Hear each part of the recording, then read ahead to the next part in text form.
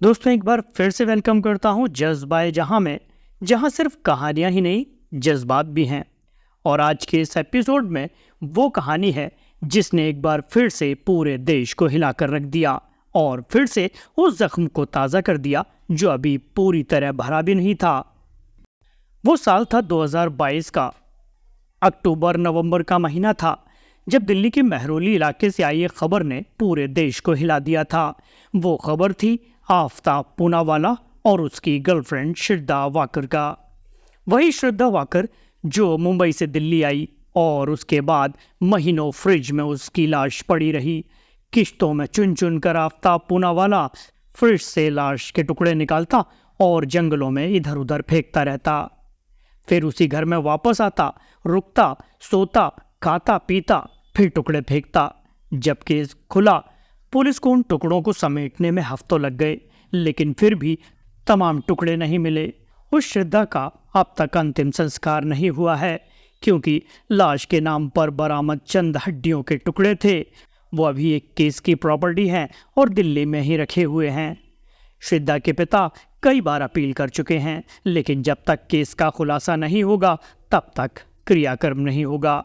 श्रद्धा case को और इस केस को जिस तरीके से अंजाम दिया गया, तब से उस फ्रिज के नाम ने इस देश में नया चलन शुरू कर दिया था।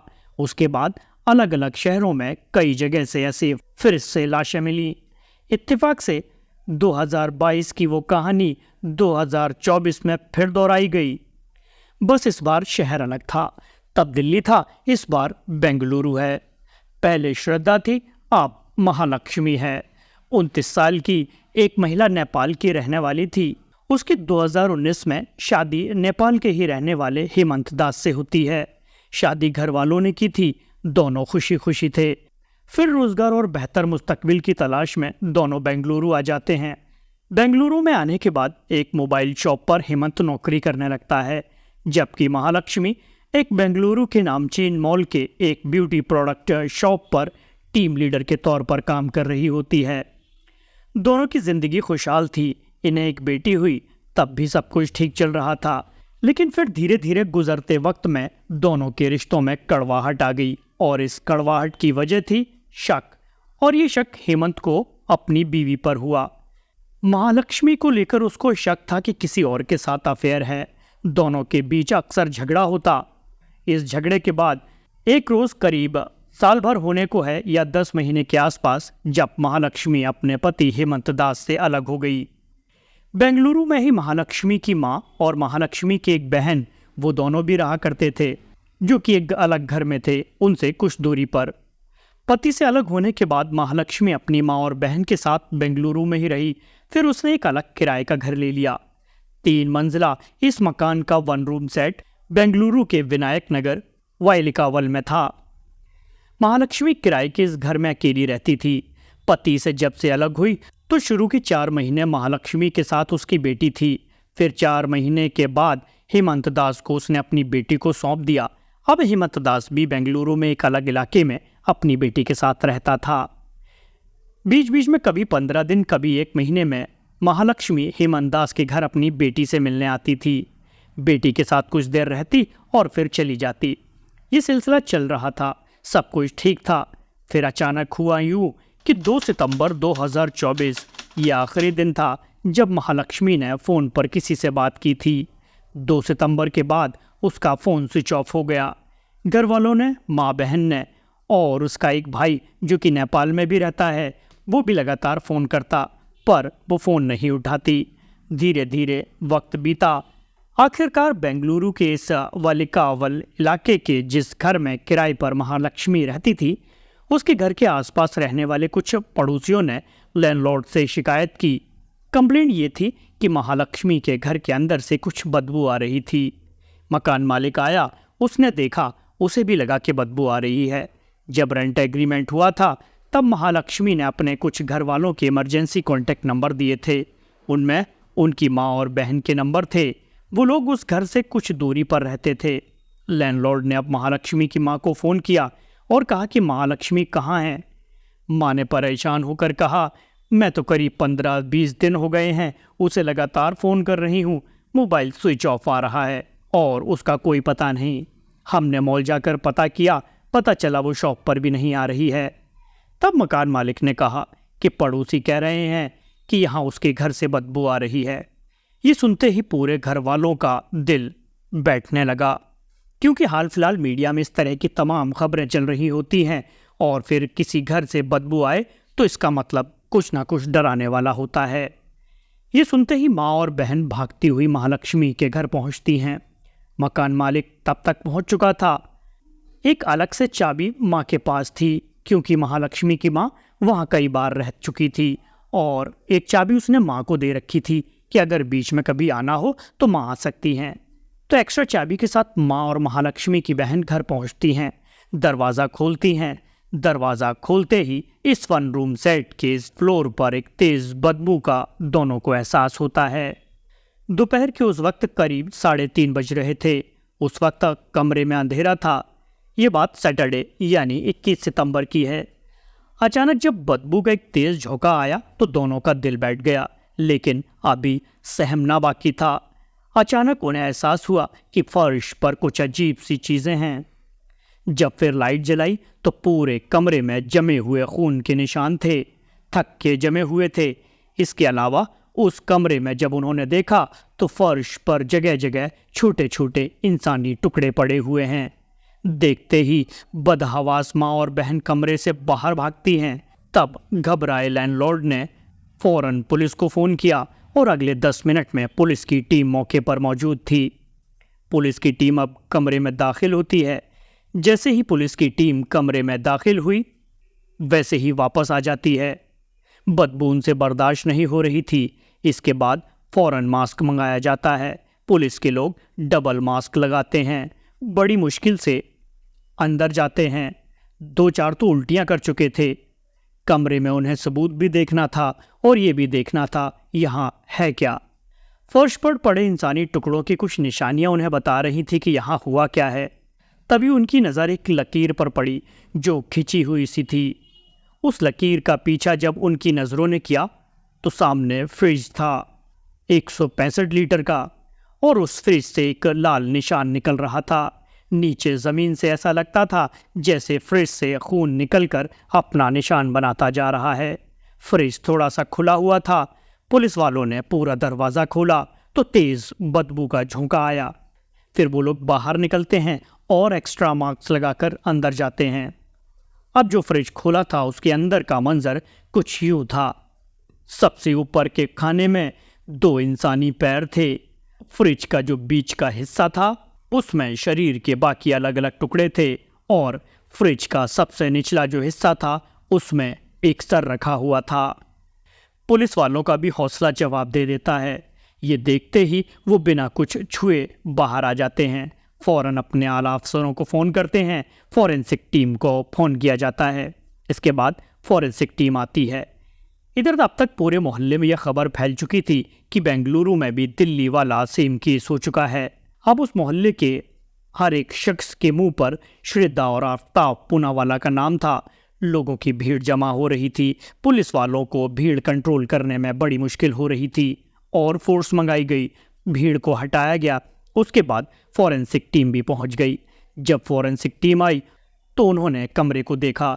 एक तरह से उनकी भी हिम्मत जवाब दे गई। उन्होंने कहा यहाँ किसी ख़ास एक्सपर्ट को बुलाना पड़ेगा। फिर एक सरकारी हॉस्पिटल से कुछ मेडिकल स्टाफ को बुलाया गया ताकि वो इंसानी टुकड़ों को चुन सके। वो आते हैं। उसके बाद एक एक करके सारे टुकड़ों को निकाला जाता है, गिना जाता है।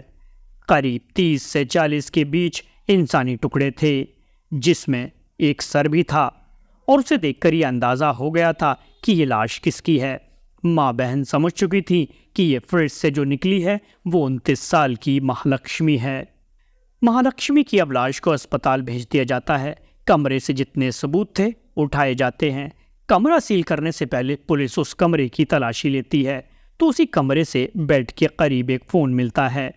फ़ोन माँ और बहन को दिखाया जाता है तो पता चलता है कि ये फ़ोन महालक्ष्मी का है। जब पुलिस उस फ़ोन को देखती है तो फ़ोन स्विच ऑफ था। उस फ़ोन की CDR यानी कॉल डिटेल रिकॉर्ड को देखती है तो पता चलता है कि इस फ़ोन से आखिरी कॉल 2 सितंबर को किया गया, या 2 सितंबर को इस पर आखिरी कॉल आया था। पुलिस की टीम इस घर में पहुंची थी 21 सितंबर को फ़ोन स्विच ऑफ हुआ था। 2 सितंबर यानी 2 सितंबर को जिस तरह से बॉडी मिली, जिस तरह से कमरे में तमाम निशानात मिले, उससे साफ हो गया था कि महालक्ष्मी का कत्ल 19 दिन पहले हुआ, यानी 2 सितंबर को। और उसी दिन शायद उसकी लाश के टुकड़े किए गए हों या उसके अगले दिन, और फिर फ्रिज में रखा गया। बाहर का दरवाज़ा बाहर से लॉक था, अंदर से नहीं था। अब पुलिस ने सारी चीज़ें समेटी। उसके बाद अब इन्वेस्टिगेशन शुरू होती है। अब सवाल ये था कि महालक्ष्मी को इतनी बेदर्दी से किसने मारा। पुलिस ने हर कैरेक्टर के ऊपर अपने शक की सुई घुमाई। माँ से बात हुई, बहन से बात हुई।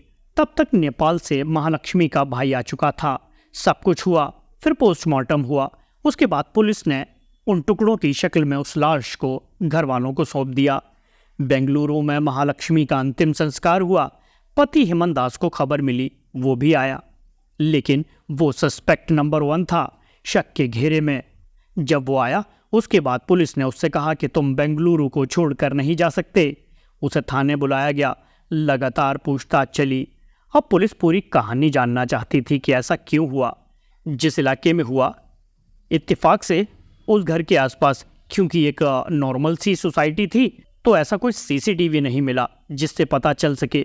लेकिन जब पड़ोसियों से पूछताछ हुई तो पता चला कि महालक्ष्मी ने करीब 5 महीने पहले ये घर रेंट पर लिया था, और पड़ोसियों से उसकी बहुत ज़्यादा कोई जान पहचान नहीं थी। उसकी एक वजह थी उसका रूटीन। वो डेली 9:30 पर अपने घर से निकल जाती और रात 10:30 से पहले कभी वापस नहीं आती थी। तो लोग सुबह जनरली उठते हैं, ऑफिस चले जाते हैं, किसी से ज़्यादा मुलाकात नहीं होती। ये भी 9:30 बजे निकल जाती थी, और जब आती थी तब तक 10:30 बज चुके होते थे। सोने का टाइम हो जाता, ज़्यादातर सभी सो चुके होते। तो किसी पड़ोसी ने कभी कुछ खास देखा नहीं। कई बार बस ऐसा कुछ पड़ोसियों ने देखा कि कभी कभी महालक्ष्मी को पिक करने के लिए एक अनजान शख्स आता था, जो उसको अपनी बाइक पर लेकर चला जाता था। कभी कभार फिर पड़ोसियों ने कहा कि कोई ऐसा शख्स भी आया था जो बीच में कुछ दिनों तक महालक्ष्मी के इस घर में रुका भी था। अब पुलिस के शक की सुई उसी अजनबी की तरफ घूम गई। अब फैमिली प्रॉब्लम के बारे में पुलिस ने गहराई से तफ्तीश की कि आखिर एक पति पत्नी शादी को सिर्फ 5 साल हुए, 4 साल की बेटी है, और पूरा परिवार बेंगलुरु में है, लेकिन अलग अलग। एक तरफ माँ बहन है, महालक्ष्मी अलग है, पति बेटी के साथ अलग है। तो ये फैमिली की कहानी क्या है? तो जब ये सारी चीज़ें पता की तो पता चला दोनों के रिश्ते ठीक थे, लेकिन 2023 में अचानक महालक्ष्मी को लेकर हेमंत दास को शक हुआ कि एक ब्यूटिशियन या हेयर स्टाइलिस्ट जो उत्तराखंड का रहने वाला है, महालक्ष्मी उसके करीब आ गई है। और हेमंत ने कई बार उसको उसके साथ देखा, कई बार फ़ोन पर बात करते हुए भी पकड़ा, और हेमंत को लगा कि कुछ गड़बड़ है। तो हेमंत ने कई बार महालक्ष्मी से बातचीत की। इस पर वो नाराज़ हुई, दोनों में झगड़ा हुआ। लेकिन हेमंत ने फिर जासूसी शुरू की, और उसे इस बात का यकीन हो गया कि महालक्ष्मी जो बेंगलुरु में उत्तराखंड का जो नौजवान है, उसके साथ इसका अफेयर है। और इसी के बाद फिर दोनों में झगड़ा हुआ, और ये तय हुआ कि वो दोनों अलग अलग रहेंगे। हेमंत दास घर से चला गया। बेटी महालक्ष्मी के पास थी, लेकिन 4 महीने के बाद बेटी को महालक्ष्मी ने हेमंत दास को सौंप दिया। अब हेमंत दास बेटी के साथ रहता है। महीने 15 दिन में एक बार महालक्ष्मी छुट्टी के दिन संडे को अपनी बेटी से मिलने आती है हेमंत दास के घर, और लौट जाती। दोनों पति पत्नी के रिश्ते अब ऐसे ही थे, इससे ज़्यादा कुछ नहीं। तो पुलिस ने पूरी तफ्तीश की। इस दौरान हेमंत दास ने क्या क्या किया उसकी भी तफ्तीश की। घर वालों से पूछा तो ऐसा लगा कि हेमंत दास बेदाग है, कम से कम अभी तक तो। अब मामला इतना बड़ा था कि मीडिया में आग की तरह फैल गया। बेंगलुरु कर्नाटक का हाई प्रोफाइल केस बन गया। बेंगलुरु के खुद कमिश्नर सामने आए, उन्होंने मीडिया से बात की, और उन्होंने ये कहा कि अभी हमने केस सॉल्व नहीं किया है, इस केस के इन्वेस्टिगेशन पर असर ना पड़े, इसलिए आपको पूरी कहानी नहीं बता सकता। लेकिन इतना ज़रूर बता सकता हूँ कि जो कातिल है, जिसने कत्ल किया है, वो कर्नाटक का नहीं है, बल्कि कोई आउटसाइडर है। ये जो लाइन उन्होंने कही कि वो आउटसाइडर है, अब यहाँ पर आउटसाइडर महालक्ष्मी का पति हेमंत भी है, महालक्ष्मी का जिसके साथ अफेयर है वो भी है, क्योंकि वो उत्तराखंड का है, कर्नाटक का नहीं है। लेकिन इनमें से कौन? पुलिस, सीडीआर, पड़ोसियों की गवाही और अनजान शख्स जो उसे लेने आता था उसके बारे में जानकारी, ये सारी चीज़ें जुटा रही है। लेकिन पुलिस को एक बात और भी अजीब लगी, वो ये कि जो महालक्ष्मी एक नामचीन मॉल के एक बड़े ब्यूटी प्रोडक्ट शॉप में टीम लीडर थी, एक सेल्स वुमेन की तरह, और अगर वो 15-20 दिन से ड्यूटी नहीं आ रही तो उन्होंने भी पलटकर ये जानने की कोशिश नहीं की। हालांकि जो शुरुआती जानकारी है वो ये है कि महालक्ष्मी को फ़ोन किया गया था, लेकिन उनका कहना था कि फ़ोन स्विच ऑफ था। तो एक ये भी वजह हो सकती है। लेकिन अब सवाल ये है कि कातिल कौन है? क्या वही अजनबी शख्स जो महालक्ष्मी के घर आता है? वो वही है जो उत्तराखंड का हेयर ड्रेसर, हेयर स्टाइलिस्ट, या ये कोई और शख्स है? हेमंत दास का इसमें क्या रोल है? क्या उसने ये मान लिया था कि यही उसकी किस्मत है कि अब लक्ष्मी का किसी और के साथ अफेयर है? वो अपनी बेटी के साथ अपनी खामोशी से ज़िंदगी जिएगा। उसके पेरेंट्स भी बेंगलुरु में रहते हैं, तो हेमंत दास अपने पेरेंट्स के साथ अपनी बेटी के साथ रहता है। तो क्या उसने महालक्ष्मी को माफ़ कर दिया और वो महालक्ष्मी से अलग होकर एक नई ज़िंदगी जीने में अपने आप में खुश था? क्या वो अजनबी शख्स जो आकर घर में रुकता था वो वही है जो उत्तराखंड का नौजवान है, या फिर कोई और है? और अगर यह अफेयर की वजह से हुआ तो फिर कातिल कौन है? हेमंत दास, या जिससे अफेयर था वो, या फिर इस केस में कोई नया और दूसरा कैरेक्टर या किरदार है? क्या वो घर में आने वाला कैरेक्टर और महालक्ष्मी का जिसके साथ कथित तौर पर अफेयर था, क्या वो दोनों एक ही हैं या अलग अलग हैं? इन सारे सवालों के जवाब बेंगलुरु पुलिस इस वक्त जानने की कोशिश कर रही है। 3 अलग अलग टीमें बनाई गई हैं। तीनों टीमें हर चीज़ पर बारीकी से काम कर रही हैं। लेकिन जो खबरें हैं उसके मुताबिक बेंगलुरु पुलिस ने कहा है कि ये एक आउटसाइडर का काम है और बहुत मुमकिन है कि शायद वो हो जिसके बारे में हेमंत को शक है कि उसका उसके साथ अफेयर था। कहीं वही तो कातिल नहीं? चूंकि बेंगलुरु पुलिस को श्रद्धा केस के बारे में पूरी जानकारी है, इसलिए कातिल के साथ साथ पुलिस कड़ियों को जोड़ने की कोशिश कर रही है और दूसरी चीज़ों पर भी काम कर रही थी। जैसे इस फ्रिज का यूज़ कब से हुआ, ये कब आया, कत्ल से पहले यानी 2 सितंबर से पहले, या ये और पहले से था? जिस तरीके से बॉडी के टुकड़े किए गए थे उससे साफ है कि इसके लिए बहुत तेज़ और ख़ास हथियार का इस्तेमाल किया गया, किसी धारदार हथियार का। तो क्या इस लोकेलिटी के इर्द गिर्द ऐसी दुकानें हैं जहां इस तरह के हथियार बिकते हैं? तो क्या 30 अगस्त से लेकर 5 सितंबर के आसपास के किसी शॉप से किसी ने ऐसे धारदार हथियार खरीदे? उनकी लिस्ट, उनके नाम तलाश करना, एक टीम इस पर भी लगी हुई थी। श्रद्धा केस को सामने रखकर बेंगलुरु पुलिस कई पहलू से इस मामले की जांच कर रही थी। दोस्तों, कहीं जाइएगा नहीं, वीडियो थोड़ा लंबा है लेकिन कहानी पूरी डिटेल्स में आपको जानने को मिलेगी। जैसा कि पहले बताया, कमरे से जो लाश के टुकड़े मिले उन टुकड़ों की गिनती करीब 30 से 40 बताई गई थी।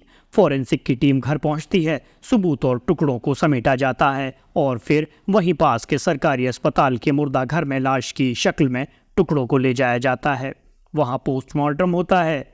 डॉक्टर उन टुकड़ों को गिनते हैं और जब गिनते हैं तब असली गिनती सामने आती है। महालक्ष्मी की लाश के 30 या 40 टुकड़े नहीं किए गए बल्कि 59 टुकड़े किए गए थे, 59। अब 59 टुकड़े करने वाला वो कातिल वहशी कौन है?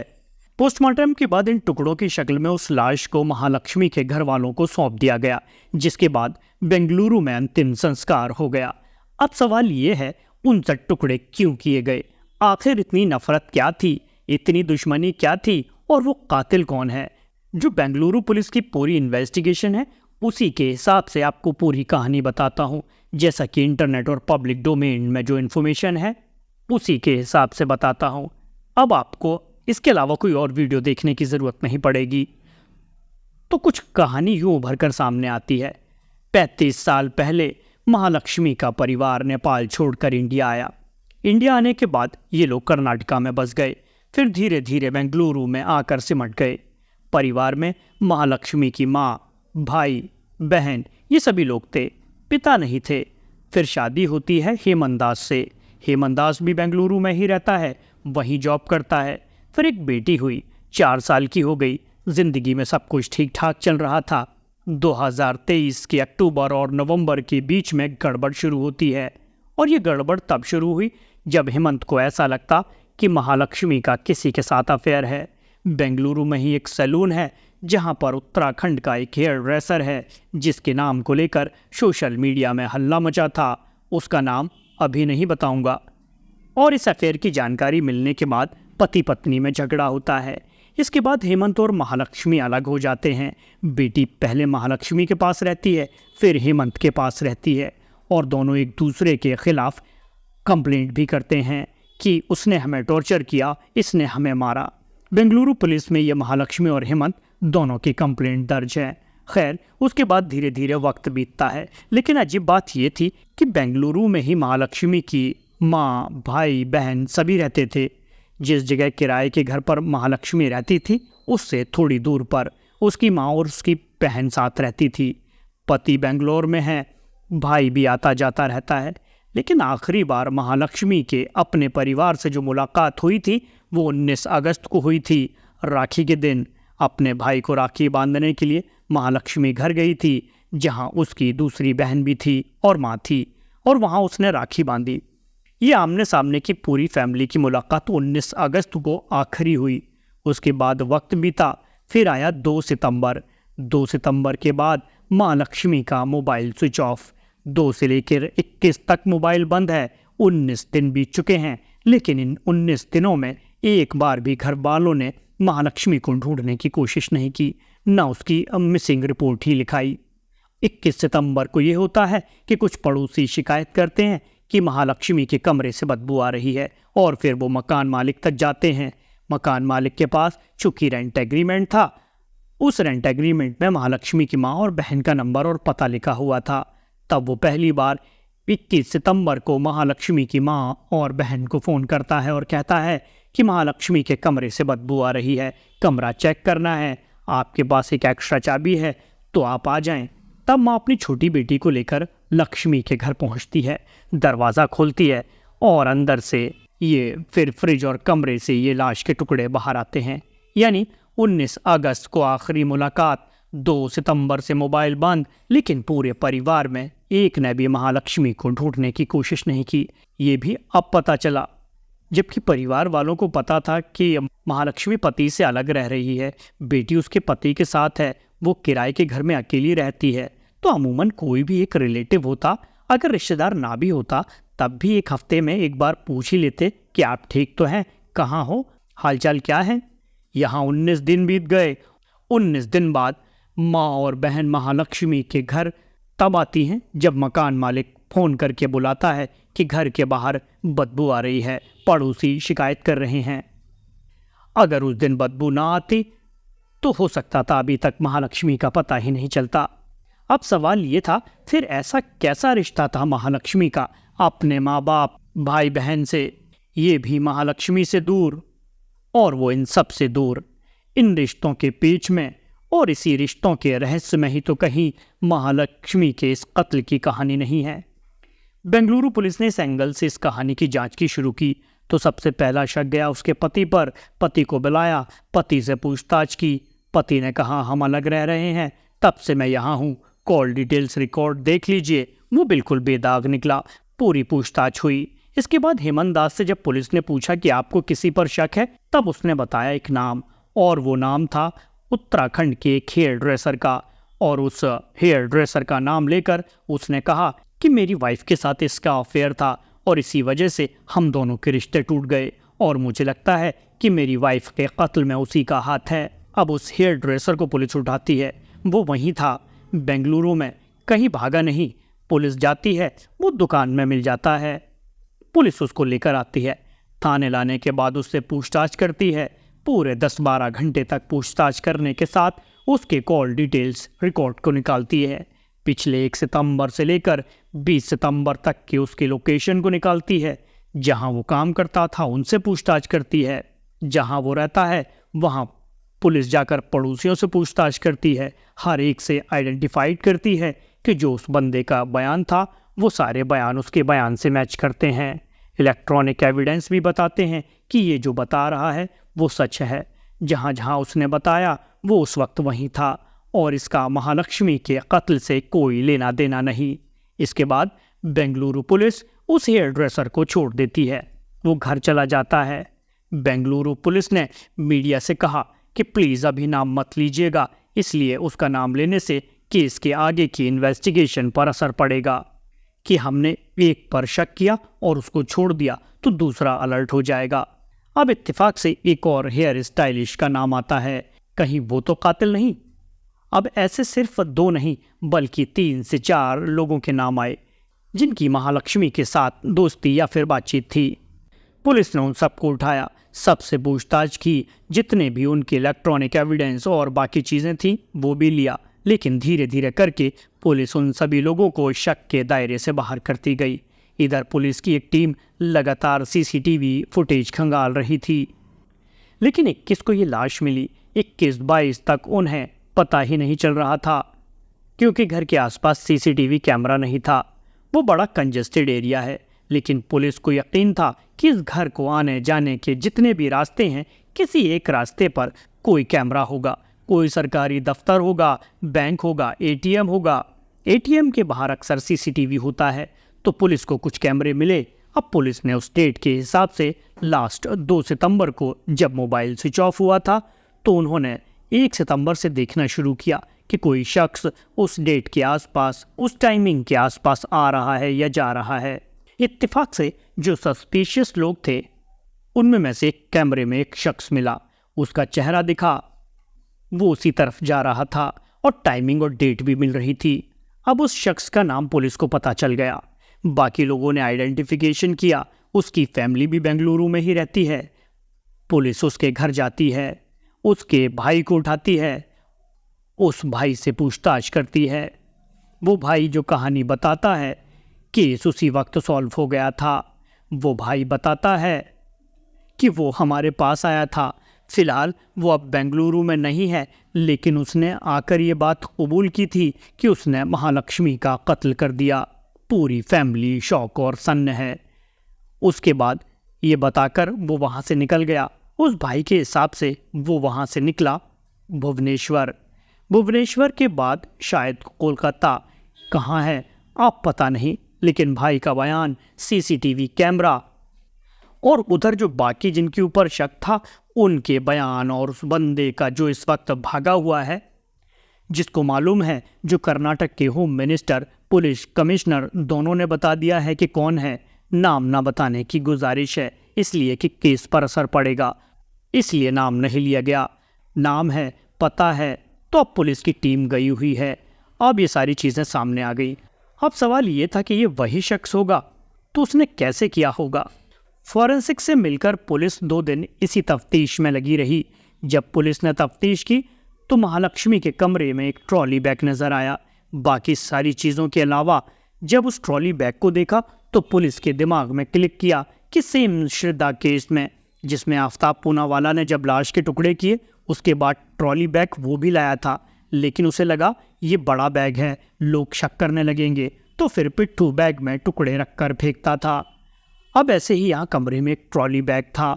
उस ट्रॉली बैग को देखकर पुलिस ने अंदाज़ा लगाया कि कत्ल करने के बाद लाश के टुकड़े इसी ट्रॉली बैग में रखकर कहीं और ठिकाने लगाने का प्लान था।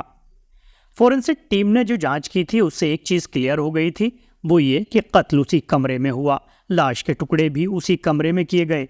लेकिन बाद में टुकड़े करने के बाद फर्श की और बाथरूम की अच्छे से सफाई करने की कोशिश की गई। कोशिश इसलिए क्योंकि बहुत सारे सबूत तो वैसे ही रह गए थे। इसके बाद कातिल कत्ल के बाद कई घंटे तक उसी कमरे में रहा, फिर उसने लाश के टुकड़े किए, इसमें भी कई घंटे लगे। अब उसका पहला इरादा यह था कि उस ट्रॉली बैग में लाश के टुकड़ों को कहीं बाहर ठिकाने लगाना है, लेकिन जब उसने बाहर का लोकेशन देखा, कंजस्टेड एरिया, भीड़ भाड़, वहाँ हर वक्त लोग हैं और रात के 12 से 2 बजे तक भी जाग रहे हैं, सड़कों पर हैं, तो उसे लगा कि अगर ट्रॉली बैग लेकर रात को निकलेंगे तो डाउट होगा। जो चोर होता है उसे डर ज़्यादा होता है, तो उसे भी ये लगा कि अगर दिन में बैग लेकर जाएंगे और किसी ने पूछ लिया, तलाशी ले ली, तो पकड़े जाएंगे। तो इसलिए पहले वो कोशिश करता रहा, लेकिन मौका नहीं मिला, तो उसने लाश के टुकड़े फ्रिज में ही डालकर छोड़ दिए, बैग में नहीं रखा। जो फॉरेंसिक टीम ने जांच की उसके हिसाब से कत्ल कहीं और नहीं हुआ बल्कि उसी कमरे में हुआ था, क्योंकि वहाँ कई ऐसे एविडेंस मिले।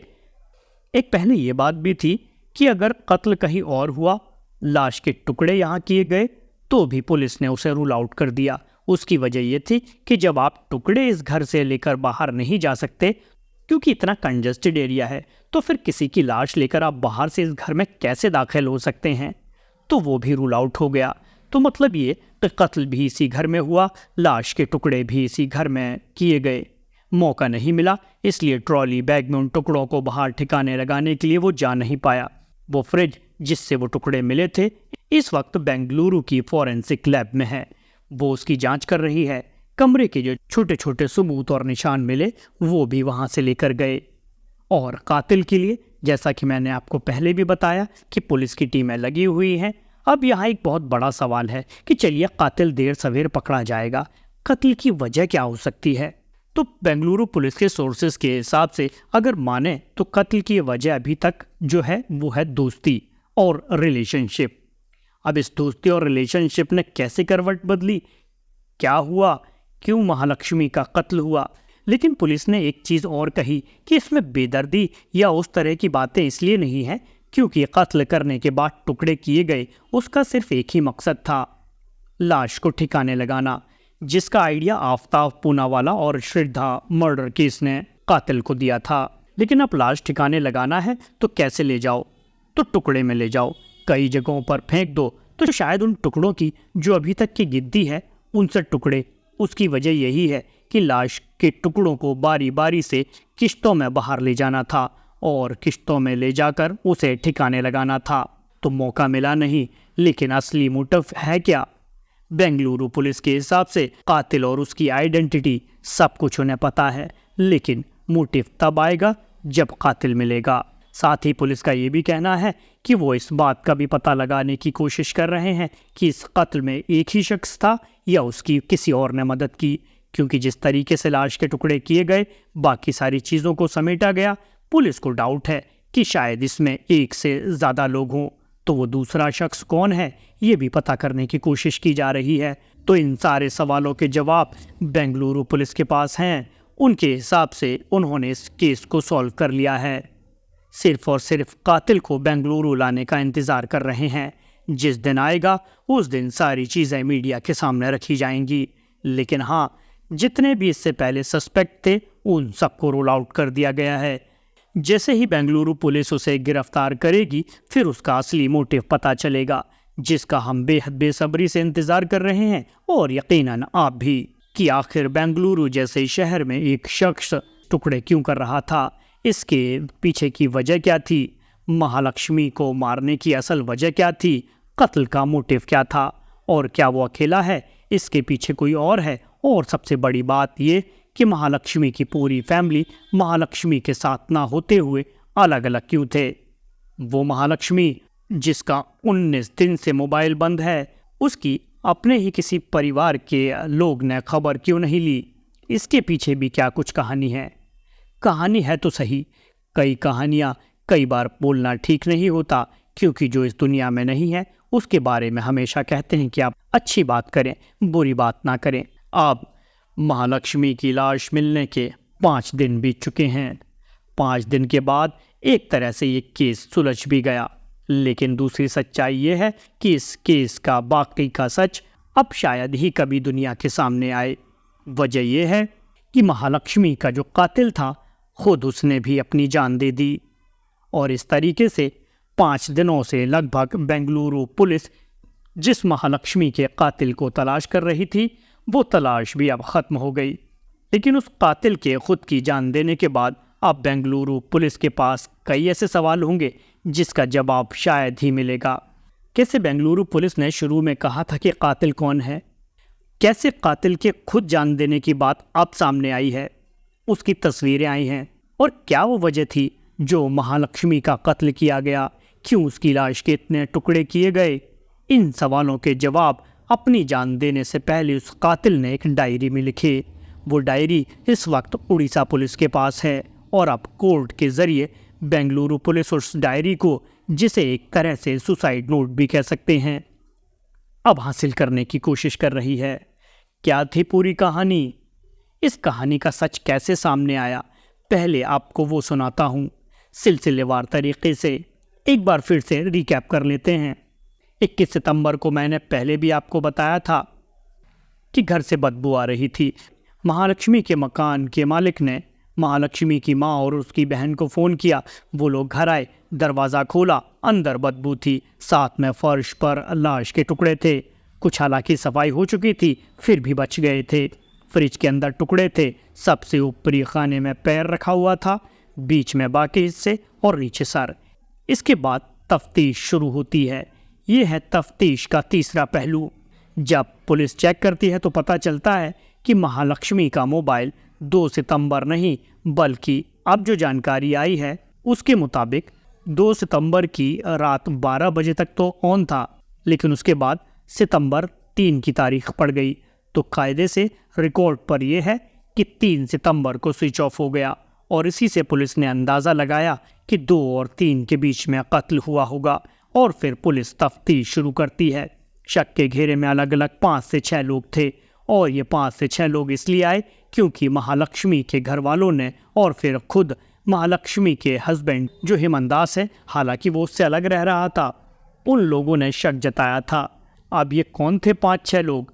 एक तो खुद हेमंत दास जो महालक्ष्मी का हस्बैंड था लेकिन अलग रह रहा था। दोनों के रिश्ते खराब थे। पुलिस स्टेशन में मियाँ बीवी ने एक दूसरे के खिलाफ शिकायत भी कर रखी थी। तो पुलिस को ये भी शक था कि हो सकता है पति ने मार दिया। पहला सबसे बड़ा शक जो गया वो हेमंत दास पर गया।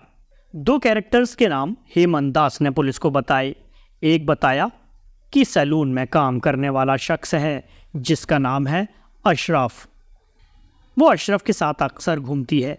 कई बार अशरफ उसको उसके घर पर अपनी स्कूटी पर पिक करने के लिए आता है और फिर ड्रॉप भी करता है। हेमंत दास और महालक्ष्मी के बीच एक झगड़े की वजह जो उसने बताई, उसने इस अशरफ को ही बताया। लेकिन शक सिर्फ अशरफ तक नहीं गया, उसने 2 और नाम लिए। अब ये जो 2 नाम और लिए गए, इन दोनों से पुलिस ने तफ्तीश की।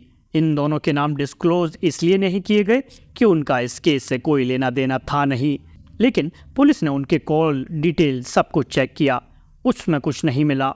अब पुलिस अपनी तरफ से तफ्तीश शुरू करती है। तफ्तीश शुरू करने का सबसे आसान 2 तरीके थे, एक महालक्ष्मी का मोबाइल और दूसरा सीसीटीवी कैमरा। इन दोनों को खंगालने की कोशिश की गई। क्योंकि 21 सितंबर की बात है, अब पुलिस ने कॉल डिटेल्स खंगाला। जब कॉल डिटेल खंगाला और महालक्ष्मी के बारे में पता किया, कहाँ काम करती है, वहाँ एक टीम गई। उसके मॉल के उस शॉप में जाकर पूछताछ की तो पता चला कि महालक्ष्मी आखिरी बार मॉल अपनी ड्यूटी पर 1 सितंबर को गई। 1 सितंबर, इसके बाद से वो गायब थी। पुलिस मानकर चल रही थी कि 3 तारीख की रात से मोबाइल स्विच ऑफ है। 1 के बाद वो ड्यूटी गई नहीं, तो 2 सितंबर से 3 के बीच में यह कत्ल हो गया। अब उधर पूछताछ शुरू हो गई। अब पुलिस ने महालक्ष्मी के कॉल रिकॉर्ड को खंगालना शुरू किया। तो इसमें बहुत सारे नंबर थे, उनमें से एक एक करके सबसे बात करने की कोशिश की गई, खासकर जो 1 और 2 सितंबर के बीच बातचीत हुई। इस दौरान में पुलिस की एक टीम उस मॉल के तमाम एम्प्लॉयज से भी पूछताछ कर रही थी जहां पर महालक्ष्मी काम करती थी, और सभी को पुलिस ने कहा था हाजिर रहने के लिए। एक एक करके सबसे पूछताछ की गई कि आखिरी बार उसका बिहेवियर क्या था, किसी से झगड़ा, किसी से दुश्मनी, ऐसा तो कुछ नहीं था। हर एक से पूछताछ कर रही थी। लेकिन तभी पुलिस को पता चला कि उस शॉप में जितने लोग काम करते थे उनमें में से एक शख्स मिसिंग है और वो नहीं आया, जबकि ओनर ने हर एक को कहा था हाजिर रहने के लिए। पुलिस ने लिस्ट निकाली तो पता चला उनमें से एक एम्प्लॉय गायब था। जब पुलिस ने उसके बारे में डिटेल निकाली तो पता चला उसका नाम मुक्ति रंजन रॉय है। अब मुक्ति रंजन रॉय, जिसकी उम्र 31 साल, उड़ीसा का रहने वाला, आखिरी बार वो भी उस मॉल में 1 सितंबर को गया था और 1 सितंबर के बाद वो भी उस मॉल में नहीं जाता है जहां उसकी ड्यूटी है। अब उस एक मॉल के उस शॉप से एक साथ 1 सितंबर के बाद 2 लोग बिना अपने बॉस को बताए हुए गायब हैं। एक महालक्ष्मी है और दूसरा है मुक्ति रंजन रॉय। मुक्ति रंजन रॉय का नाम महालक्ष्मी के हस्बैंड हेमंत दास ने नहीं लिया था। पुलिस को ये बात बड़ी अजीब लगी कि 1 सितंबर से महालक्ष्मी गायब है और उधर मुक्ति रंजन ने भी एक तरह से नौकरी छोड़ दी। जब इधर कॉल डिटेल्स रिकॉर्ड सामने आए तो पता चला कि 1 सितंबर को इन दोनों के बीच में बातचीत हुई थी। अब दोनों शॉप पर नहीं हैं, इसका मतलब दोनों बाहर हैं, दोनों अलग अलग रहते हैं। लेकिन महालक्ष्मी और मुक्ति के बीच बात हुई। अब पुलिस को मुक्ति का नंबर मिल चुका था। अब उसके लोकेशन और कॉल डिटेल्स तलाशे तो पता चला कि 2 और 3 सितंबर को मुक्ति के मोबाइल का जो लोकेशन था वो बेंगलुरु में ठीक उसी मोहल्ले का था जिस मोहल्ले में महालक्ष्मी रहा करती थी। यानी वो लोकेशन बता रहा था कि वो महालक्ष्मी के साथ था। अब ये 2 इम्पोर्टेंट लीड पुलिस को मिली। पहली ये कि 1 सितंबर से मुक्ति भी गायब है। दूसरी ये कि 2 और 3 सितंबर को मुक्ति का मोबाइल लोकेशन सेम इलाके में था। अब यहाँ से पुलिस को लीड मिली। पुलिस ने अब मुक्ति के बारे में और पता किया। शॉप से पता चला कि मुक्ति यहीं बेंगलुरु में रेंट पर रहता है। पुलिस वहाँ तक पहुँचती है। इत्तेफाक से उस घर में उसका एक भाई रहता था, वो मिल गया। वो भाई भी उड़ीसा का ही था, बेंगलुरु में वो भी काम करता था। पुलिस पहुँचती है, वहाँ भाई मिलता है लेकिन मुक्ति नहीं मिलता। तो पुलिस उससे पूछताछ करती है। जब पुलिस पूछताछ करती है तो वो बताता है भाई तो ये कहकर गया है कि वो अपने गांव जा रहा है। उसके बाद पुलिस उससे थोड़ा सख्ती से पूछती है। तब उसने बताया कि 3 सितंबर को भाई ने फ़ोन किया और फ़ोन करके कहता है कि जिस किराए के घर में हम रहते हैं उसे फ़ौरन खाली कर दो और खाली करने के बाद किसी दूसरी जगह पर किराए का घर ले लो। भाई पूछता है कि अचानक ऐसा क्यों, अभी तो हम यहाँ आए हैं। फिर वो कहता है नहीं, बस किराए का ये मकान छोड़ दो और हमें जल्दी निकलना है। तो भाई फिर पूछता है क्यों, लेकिन हुआ क्या? तब वो बोलता है कि मैं फ़ोन पर नहीं बता सकता, मैं घर पर आकर बताऊंगा। वो कहता है ठीक है। इसके बाद भाई घर आता है और उसको बोलता है कि तुम यहाँ से किसी और दूसरी जगह शिफ्ट हो जाओ और मैं बेंगलोर सिटी छोड़कर जा रहा हूँ क्योंकि मेरे हाथ एक क्राइम हो गया है, मैंने एक कत्ल किया। भाई पूछता है किसका? वो बताता है महालक्ष्मी का। और फिर ये कहकर कि तुम यहाँ से अलग हो जाओ, मैं भी जा रहा हूँ, और वो बेंगलुरु छोड़ देता है। बेंगलुरु से वो निकल जाता है। ये बात उस भाई से पुलिस तक पहुँची। तो तीसरा क्लू मिला।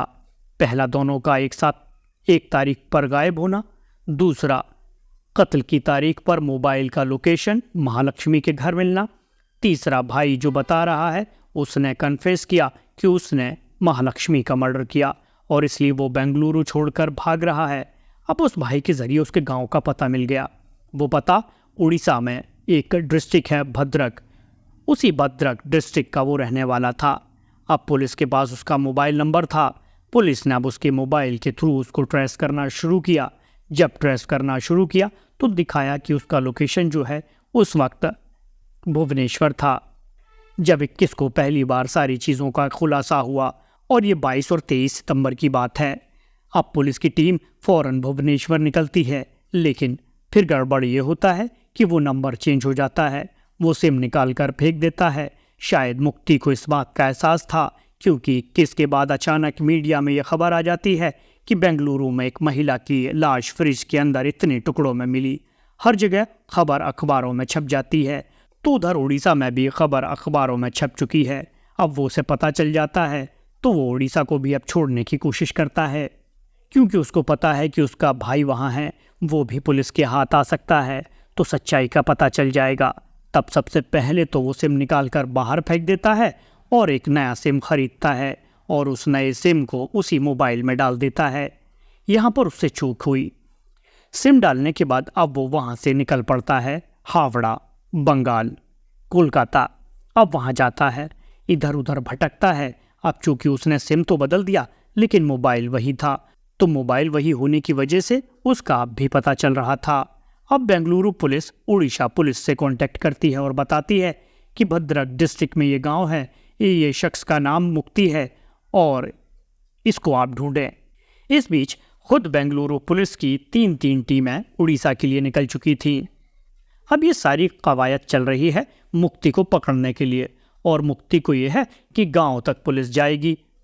तो वो बंगाल चला गया, लेकिन फिर उसे लगा कि शायद बंगाल में भी कुछ हो सकता है या फिर उसके दिमाग में कुछ और चल रहा था। 23 तारीख की शाम को वो बंगाल छोड़ता है और वापस उड़ीसा की तरफ निकल आता है। वही भद्रक डिस्ट्रिक्ट जहां उसका गांव है, उसका घर है।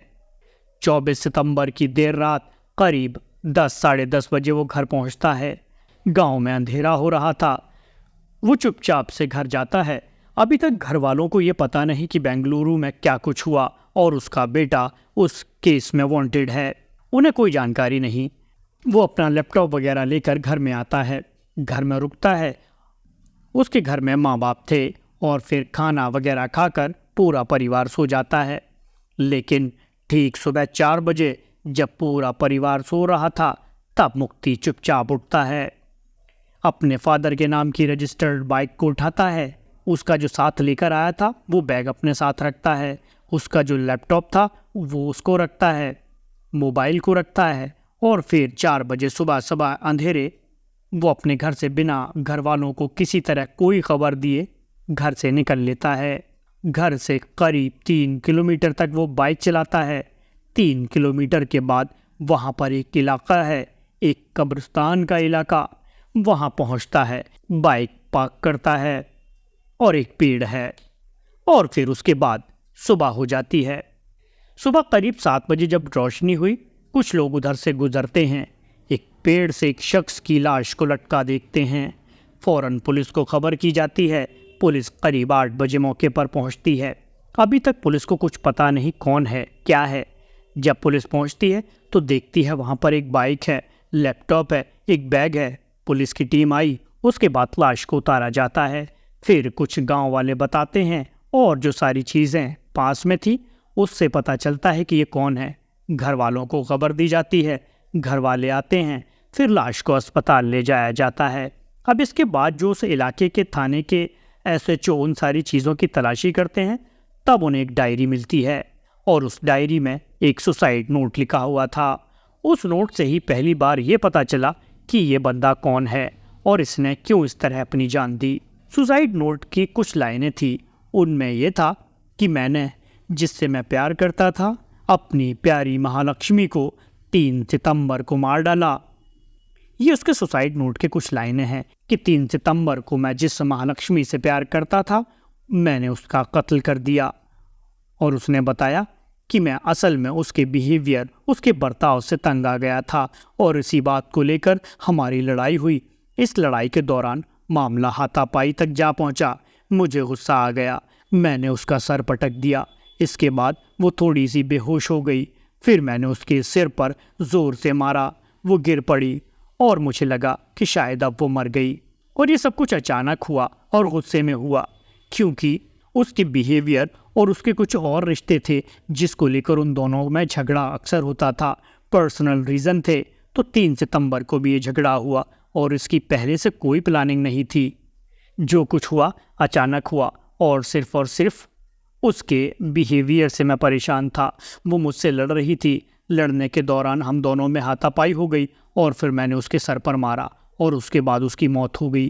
फिर उसने लिखा है कि फिर बचने के लिए मैंने उसकी लाश के टुकड़े किए और उन टुकड़ों को फ्रिज में रखा, घर की सफाई की। ये सब करने के बाद मैं चुपचाप उस घर से निकल गया। महालक्ष्मी के कत्ल का गुनहगार मैं हूँ। ये मुक्ति रंजन राय ने एक डायरी पर सुसाइड नोट लिखा। अभी एक सरकारी दस्तावेज है और इसी नोट से ये पता चला कि ये भद्रक डिस्ट्रिक्ट में जो लाश मिली इसका कनेक्शन बेंगलुरु के महालक्ष्मी केस से है। इत्तेफाक से बेंगलुरु पुलिस की 3 टीमें उधर उड़ीसा में थी। पुलिस से कांटेक्ट कर चुकी थी। अब उनके पास उस गांव का भी एड्रेस था। वहां तक वो पहुंचे क्योंकि टीमें पहले बिखरी हुई थी। कातिल बंगाल में है। फिर उसकी लोकेशन मिली। फिर पता चला नहीं, वो उड़ीसा वापस आ गया। अब वो टीम पहुंच रही है, लेकिन उससे पहले ही ये सब कुछ हो जाता है। कुछ घंटों का फ़र्क था जब बेंगलुरु की टीम उस गांव पहुंचती है। हो सकता है अगर कुछ घंटे पहले पहुंच जाती तो शायद मुक्ति को जिंदा पकड़ लेती। उस रात अगर गांव के बाहर जाल बिछाकर बैठती तो शायद ऐसा नहीं होता। लेकिन आने में देरी हो गई और अब इस देरी की वजह से बहुत कुछ हाथ से निकल गया। अब इस लाश का पोस्टमार्टम करने के बाद उसके घर वालों को सौंप दिया गया। अंतिम संस्कार भी कर दिया गया। अब बेंगलुरु पुलिस उस सुसाइड नोट और जो बाकी डॉक्यूमेंट्स या सामान है उसको अपने कब्जे में लेने की कोशिश कर रही है, क्योंकि केस वहां दर्ज है। तो उड़ीसा पुलिस के जो ADG law and order Sanjay Kumar हैं, उन्होंने कहा कि वो अदालत के थ्रू आएंगे। हम सुसाइड नोट भी दे देंगे क्योंकि ये केस स्टडी के लिए उनके पास है। तब ये सब कुछ उड़ीसा पुलिस से लेकर बेंगलुरु पुलिस वापस बेंगलुरु जाएगी। इसकी मौत अननेचुरल डेथ के तौर पर उड़ीसा में रजिस्टर्ड है। इस मुक्ति रंजन की मौत के बाद उसके घर वालों को पहली बार पता चला कि मुक्ति रंजन की बेंगलुरु पुलिस तलाश कर रही थी। तो इस तरह ये कहानी पूरी होती है। अब मुक्ति रंजन की मौत के बाद कुछ सवालों के जवाब पता नहीं कभी सामने आएंगे कि नहीं, जैसे जिस तेजधार हथियार से लाश के टुकड़े किए गए वो बरामद नहीं हुए और खुद मुक्ति नहीं है। कत्ल करने का असली मकसद क्या था, क्योंकि उसने सुसाइड नोट में डिटेल में वो सारी चीज़ें नहीं लिखी। कुल मिलाकर जो लाइन है उसका निचोड़ ये है कि उसके बिहेवियर बर्ताव से हमारे बीच में अक्सर लड़ाई होती थी और उस दिन भी अचानक लड़ाई हुई। ये प्री प्लान मर्डर नहीं था। गुस्से से मैंने उसे मारा, उसके सिर पर चोट लग गई, वो गिर गई। फिर डर से लाश को छुपाने के लिए मैंने उसके टुकड़े किए। वो टुकड़ों की तादाद 50 से ज़्यादा थी। बस इतना ही। हथियार नहीं मालूम, मोटिव नहीं मालूम, उसके साथ कोई और भी था ये भी नहीं पता। तो खैर, बेंगलुरु पुलिस का ये केस एक अजीब मोड़ पर आकर एक तरह से ख़त्म हो गया है। तो ये तो पूरे केस की बात थी। खैर, अफसोसनाक कहानी थी, लेकिन हाँ, क्राइम के अगर पहलू से देखें तो मुझे लगता है कि ये अजीब मोड़ पर आकर ख़त्म हो गया। अगर इसके पीछे कुछ और साजिश है तो पता नहीं अब खुलासा होगा कि नहीं। और अगर आने वाले वक्त में बेंगलुरु पुलिस प्रेस कॉन्फ्रेंस कर कुछ बताती है तो शायद कुछ पता चले। तो आज के एपिसोड में बस इतना ही। उम्मीद करता हूँ कि ट्रू क्राइम स्टोरी का ये एपिसोड आपको ज़रूर पसंद आया होगा। अपनी राय कमेंट में ज़रूर दीजिए। तो मिलते हैं अगले शानदार वीडियो में।